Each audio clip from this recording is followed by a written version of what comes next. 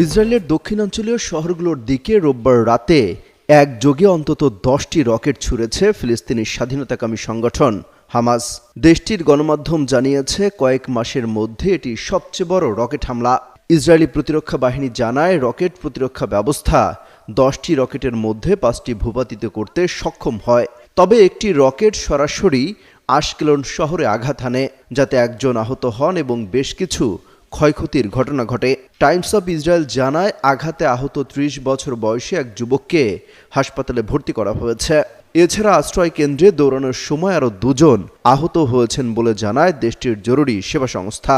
Rocket হামলার পর আশকেলনের রাস্তায় ধ্বংসপ্রাপ্ত গাড়ি, ভাঙা জানালা ও ধ্বংসাবশেষ ছড়িয়ে থাকতে দেখা গেছে। ইসরায়েলি জরুরি বিভাগ প্রকাশিত ভিডিওতে সেই চিত্র ধরা পড়ে। রকেটগুলো মধ্য গাজার দিয়ের আল বালা এলাকা থেকে ছোড়া হয়েছে বলে দাবি করেছে ইসরায়েল, যদিও বর্তমানে সেখানে ইসরায়েলি বাহিনীর কোনো সক্রিয় অভিযান চলমান নেই। হামলার কিছুক্ষণ পরই হামাস দায় স্বীকার করে এবং জানায় গাজায় ইসরায়েলের নির্বিচারে বেসামরিক হত্যার জবাবেই এই হামলা চালানো হয়েছে।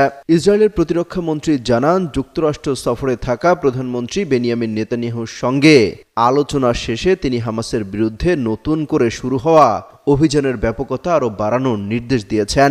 রকেট হামলার জবাবে ইসরায়েলি সেনাবাহিনী ওই এলাকা থেকে ছোড়া রকেট লঞ্চারের অবস্থান চিহ্নিত করে ড্রোন হামলা চালানোর কথাও নিশ্চিত করেছে।